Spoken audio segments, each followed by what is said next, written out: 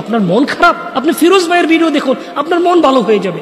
আপনি ডিপ্রেশনে আছেন, আপনি ফিরোজ ভাইয়ের ভিডিও দেখুন, আপনার ডিপ্রেশন দূর হয়ে যাবে।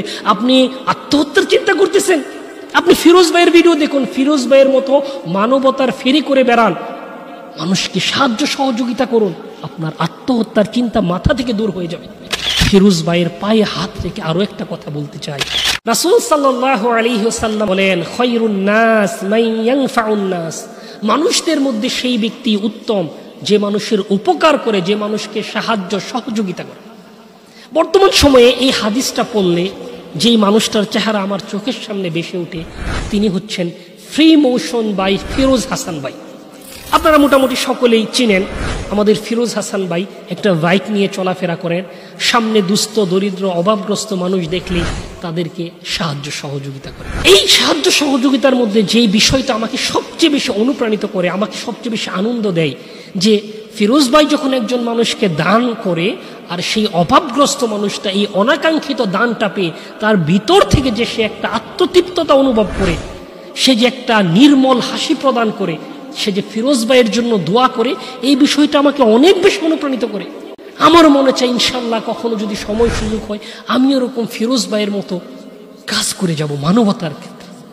দেখুন সম্মানিত মুসলিম দিনী ভাই, আজকে আমি মোটামুটি সচ্ছল মানুষ, আপনি আমাকে কিছু হাদিয়া দিলেন, আমি আপনার জন্য দোয়া করলাম। আপনার বাড়িতে আমাকে দাওয়াত দিলেন, আমি দাওয়াত খেয়ে আপনার জন্য দোয়া করলাম। আপনি আমাকে কিছু সুযোগ সুবিধা সম্মান করলেন, আপনার সম্মান সুযোগ সুবিধার তাগিদে আমি আপনার জন্য দোয়া করলাম। প্রক্ষান্তরে একজন দুস্থ দরিদ্র অভাবগ্রস্ত মানুষ, একজন ক্ষুধার্ত মানুষকে আপনি খাবারের ব্যবস্থা করলেন, একজন অসহায় মানুষকে আপনি সহায় করে দিলেন। তার ভিতর থেকে যে একটা নির্মল আত্মতৃপ্ততা আসবে, নির্মল হাসি আসবে, সুখের কারণে চোখ দিয়ে পানি চলে আসবে, সেই যে আপনার জন্য দোয়া করবে, সেই দোয়ার আমার দোয়া কি কখনো এক হবে? জি না, কখনোই এক হবে না।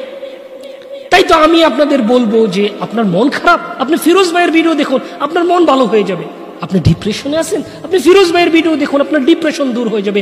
আপনি আত্মহত্যার চিন্তা করতেছেন, আপনি ফিরোজ ভাইয়ের ভিডিও দেখুন। ফিরোজ ভাইয়ের মতো মানবতার ফেরি করে বেড়ান, মানুষকে সাহায্য সহযোগিতা করুন, আপনার আত্মহত্যার চিন্তা মাথা থেকে দূর হয়ে যাবে। মানুষ যে কতটা অসহায় এটা দেখলে আল্লাহর রহমতের প্রতি আপনি আসলে বেশি সহায় হয়ে যাবে। মানুষকে দান সদকা করা যে কতটা আত্মতৃপ্ততা পাওয়া যায়, এটা আমাদের ফিরোজ ভাই পেয়েছেন।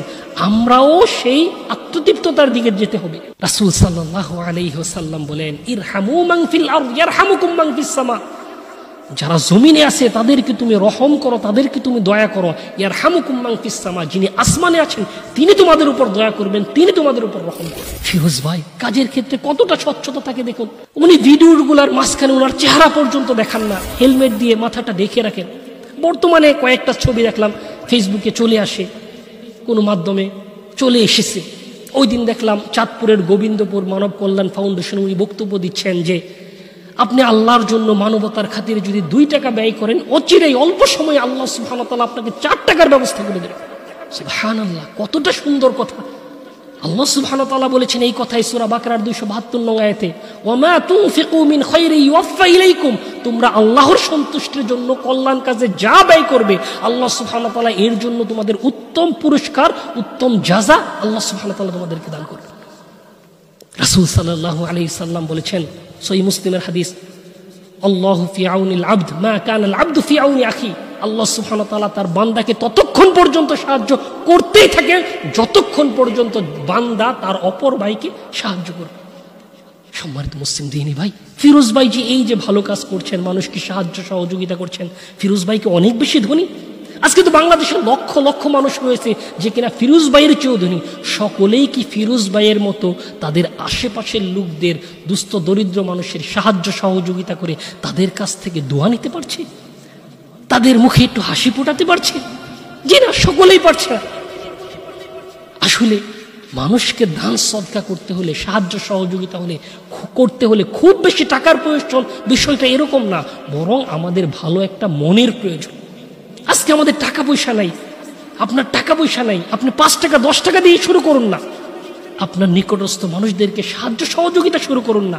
রাসূল সাল্লাল্লাহু আলাইহি সাল্লাম তো বলেছেন সহিহ বুখারীর হাদিস, ইত্তাকুন নার ওয়ালাউ বিশিক্কি তামর, তোমরা জাহান্নামের আগুন থেকে বাঁচো একটা খেজুরের অংশ দিয়ে হলো, একটা খেজুরের টুকরা দিয়ে হলো জাহান্নামের আগুন থেকে আমাদের বাঁচতে হবে, এই সাহায্য সহযোগিতাগুলো পরকালে আমাদের জাহান্নামের আগুনের প্রতিবন্ধক হবে।